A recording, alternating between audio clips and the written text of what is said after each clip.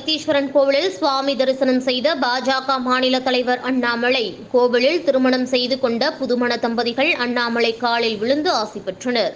மயிலாடுதுறை மாவட்டம் சீர்காழி அடுத்த வைத்தீஸ்வரன் கோவிலில் வைத்தியநாத சுவாமி கோவில் உள்ளது.